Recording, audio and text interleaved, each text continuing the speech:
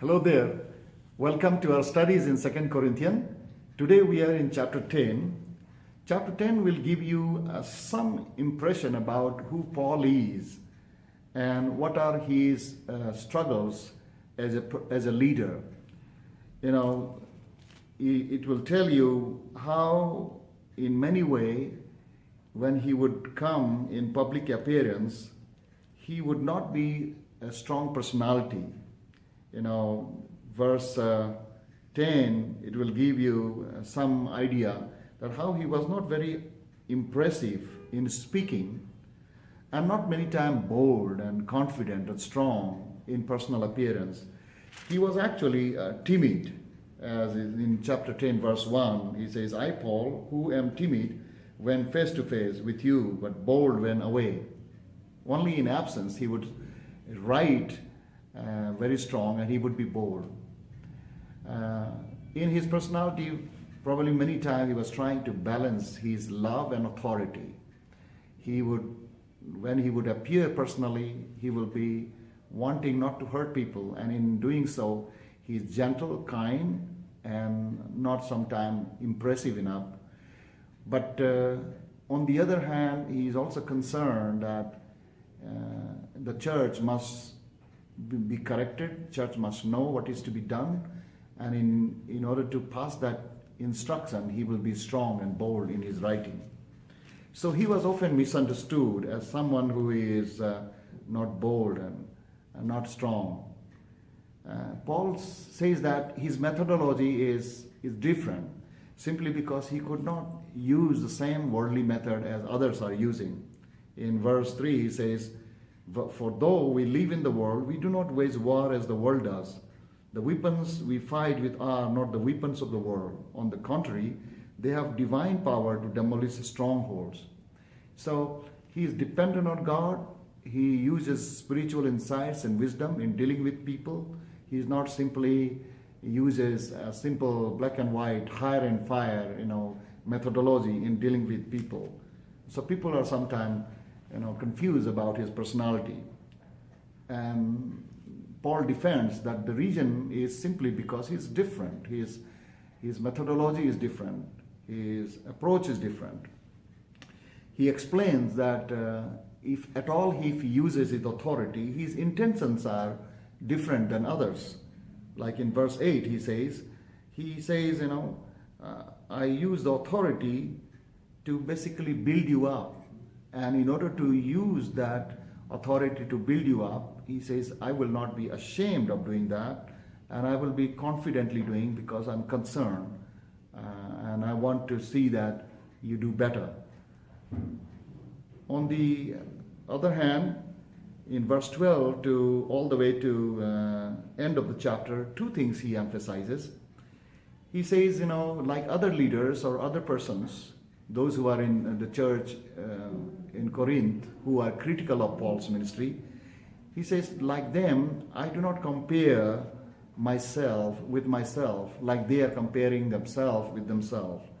He doesn't want that to be compared. In fact, he wants to see that how his every performance is compared with what God has appointed him for, what's God's expectations. And so in doing so, he is always obedient to God's commandments, and he goes on even to the limits beyond. Like in verse 15 he says, neither do we go beyond our limits by boasting of work done by others. Our hope is that as your faith continues to grow, our area of activities among you will greatly expand, so that we can preach the gospel in the regions beyond you, for we do not want to boast about work already done in another man's territory. Paul was a pioneer worker.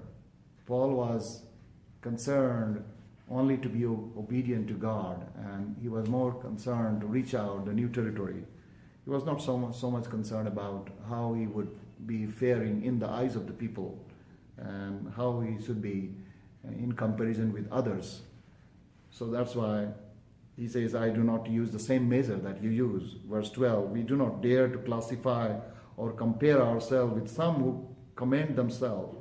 when they measure themselves by themselves and compare themselves with themselves, they are not wise.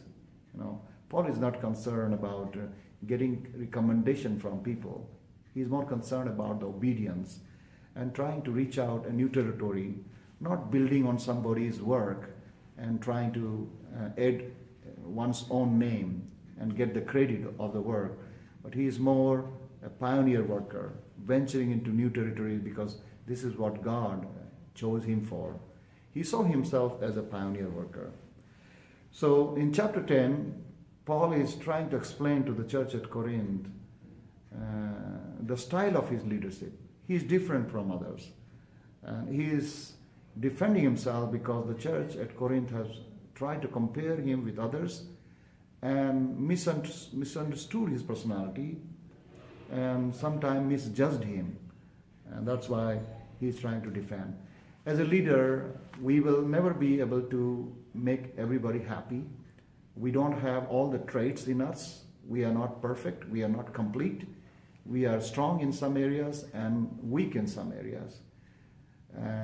But the most important thing is that we use the weapons which are spiritual. We make our every thought captivated to God's commandments, God's will, and we always abide in God. Like he says very clearly in verse 5, he says, we demolish arguments and every pretension that sets itself against the knowledge of God, and we take captive every thought to make it obedient to Christ. So in leadership, it's so important that every thought is being captivated by God, and we are obedient to God, that we are listening to him, and in doing so, we don't compare our ministry or our life with others, but we just listen to God, obey, venture into the things that God wants us to do. Paul was obedient as a pioneer missionary. May God help you and me as we want to serve him and honor him and please him.